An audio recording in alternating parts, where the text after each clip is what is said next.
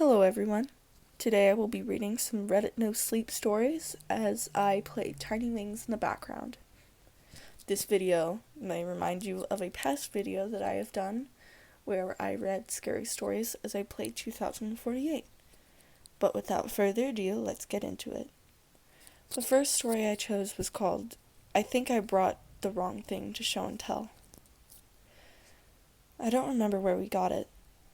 My parents had kept the photo album on the living room table for years. Nobody's touched it, but there it sits, festering dust with each week. I never gave it a second glance. It was always a part of my life, and by now I would gloss over it as I walked past. Just a simple decoration, like any other object. But as soon as Mr. Hawley said we needed to present a family artifact, I had no question in mind on what I'd choose. Nothing held more insignificant importance to my house than the photo album. Not to mention it would pass as old. For something that never gets touched, it looked like it had been through hell and back. It probably had been. There was only one drawback. It was heavier than it looked.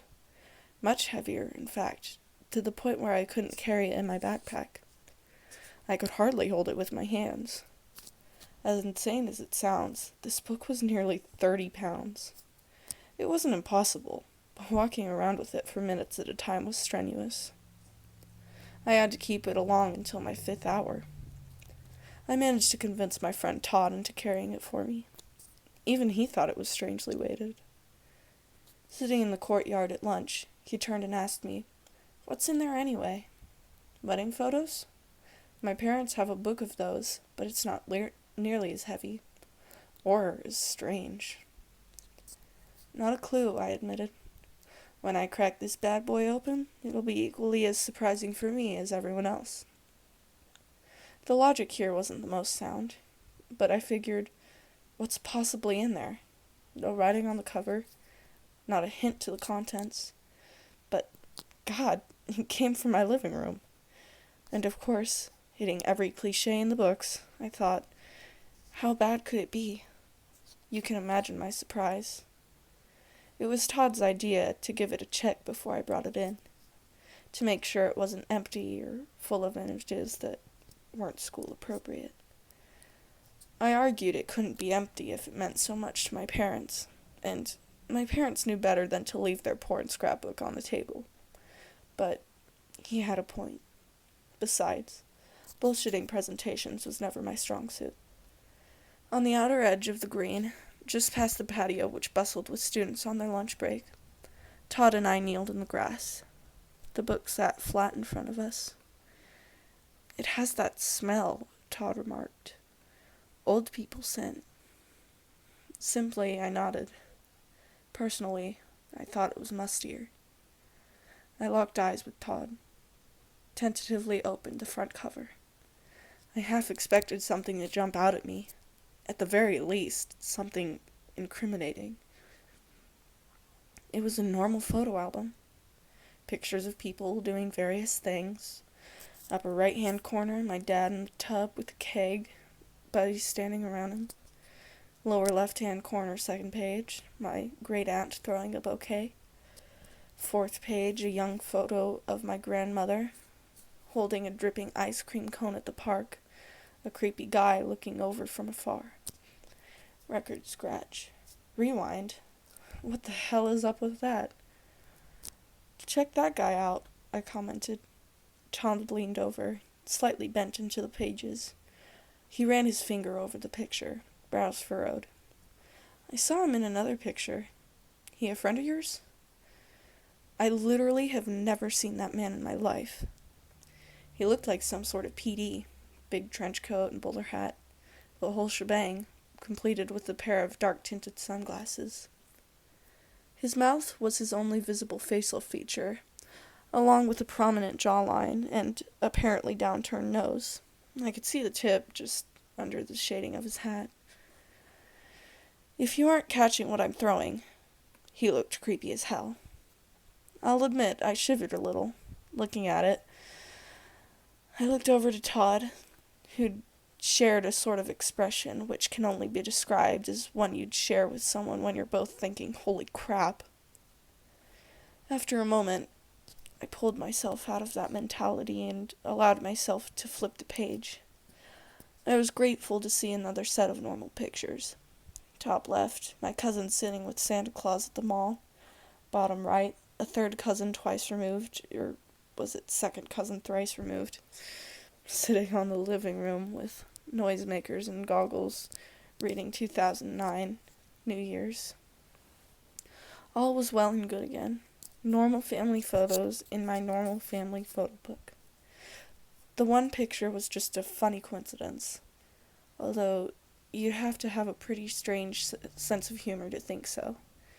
Then again, I spoke too soon.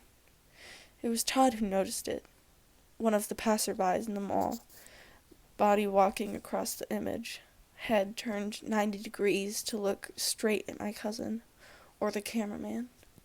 The same sharp jawline, thin pointed lips. And even worse, too close to home for comfort, a silhouette behind the blinds in the home window. I would have liked to try and pass it off as a terrible, terrible coincidence, but deep in my gut, I knew there was no way. It wouldn't have made it any better, no matter whose silhouette it was outside of the house. But the jarring feeling in my gut was that man made it all so much worse. He was always there. Not too close, but just close enough. The creepiest part, though, was how he was in pictures with these different people. They weren't there pictures of my grandparents, or of my aunt, or anything. It was people who only ever met up at family reunions, people who lived miles away. And he was never close enough to be a part of the family. This wasn't a family friend. There was no reason for him to be there. The deeper I thought into it, the more unsettled I became. He'd been in the ice cream photo, and Todd had said he noticed him another time, too. His recurrence got me thinking, and it got Todd thinking, too. I heard Todd swallow dryly beside me. You don't think... His voice faded into open air. I definitely thought. I hesitantly flipped back to the beginning pages of the scrapbook, and one by one examined the images. I was relieved at first not to see him. There was no shaded down face, no trench coat, but when I looked closer, there he was. There he always was, in the reflection of the keg, in the crowd around my aunt, always in the background, always someone passing by. Shielded enough you could miss him if you weren't looking, until the picture of my distant cousin. Todd and I continued flipping the pages, hearts feeling heavier than the book itself, as we played our messed-up game of Where's Waldo? The further we got through, the more it appeared he was getting closer and closer to the camera, slipping further and further out of the background and slowly into the foreground. I watched in anticipation, letting Todd take the lead in turning the pages. I didn't tell him to stop. I could tell neither of us would be able to. 2 pages left in the book. Todd flipped the page. My breath seemed to leave my nose in slow motion. My heart rate slowed to a mellow beat. The next 2 pages were pictures of us. Of us, sitting on the grass, just outside of the school. Of us, with the book in front of us. Our expressions slowly, ever so slowly, transforming into the looks of terror we wore now. And in each picture, a figure looked closer. In the first 2, you could hardly see it. The next, barely a silhouette, creeping closer and closer and closer, until the last page. As if being pulled by an unseen force, Todd and I glanced at each other, our eyes tense. Neither of us breathed. Excruciatingly slowly he turned the page. I begged myself to look away, but I couldn't tear my eyes off the page. There, in the final 2 pictures, he stood right behind us. So close, he could reach out and touch us. It almost felt like there was someone breathing down my neck. Almost. Against my will, any sense of better judgment, I gulped slowly and turned myself around. I nailed my eyes shut, too afraid to face whatever was waiting for me. I knew I was being paranoid, but I couldn't help it. My heart pounded in my ears, and I could hear my blood rushing. I counted down now, racking up the bravery to face whatever came next. There's nobody behind you, I told myself. It's just a funny prank, a silly little coincidence. 3. Deep breath in, nothing to worry about. Todd's right here with me. 2. I knew well enough to know I was lying to myself. 1. As my eyes finally opened, just barely grasping the sight in front of me, I heard only 2 words. Say cheese. So, the second story I have for you today is part 1 of a 2-part series. The second part I will be reading in my next video. And of course, you may read it on Reddit if you would like. It is called I'm a Psychologist, and my most recent case sent chills down my spine. Without further ado, I will get into it again. Due to the shutdown, I now take most of my patients online. One case in particular sent chills down my spine. I was sitting on the couch when my laptop beeped. I had received a text from one of my clients, Cara. It read, "Can we talk?" I sent back a reply. Sure. Within moments, I got a reply. I think I'm going crazy. I typed back, "What do you mean?" There was a long pause before my laptop dinged again, and I scrambled to open the new text from Cara. Well, I was at the supermarket a couple days back, and I was buying bread. I had forgotten my shopping cart, so most of the bread was stacked in my hands. Then I crashed into a man. He was very pale and wore dark glasses. He reached out to steady me and then said, "Are you all right, miss?" That was when I felt irrationally scared. I paid at the counter and rushed out of there. Something about the story felt off. I started to type. What happened next? Like before, Cara took a long time to answer. Well, a week after that, I needed to pick up my son's inhaler. I drove to the store. My thoughts were jumbled, and I barely noticed when the woman at the counter handed me the package. I looked up to thank her, and that was when I saw it.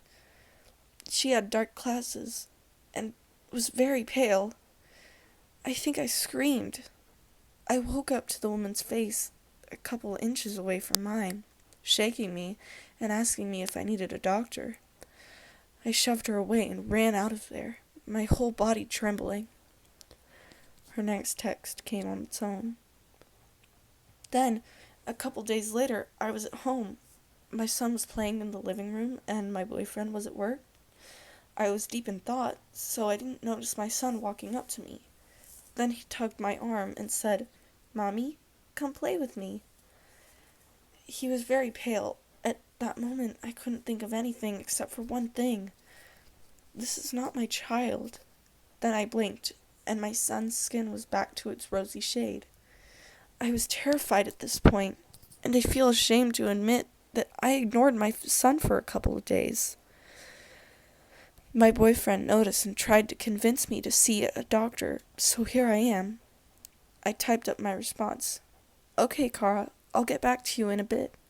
Then I closed my laptop, feeling confused. She didn't have any obvious mental illness, although she had hallucinated her son's skin color changing, so maybe there was something wrong. I opened my laptop up. There was a message from Cara. "Please reply soon, doctor. I feel so scared. What is wrong with me?" I wrote out my response. "Cara, there is nothing wrong with you. Seeing similarities in strangers is a human trait and very common. As far as I can tell, all they did was talk to you and look remotely similar." Cara answered before I could finish typing. Her words sent chills down my spine, and I shuddered. Doctor, it's not the similarities that scare me. It's the fact that they spoke to me. I've been deaf ever since I was 7.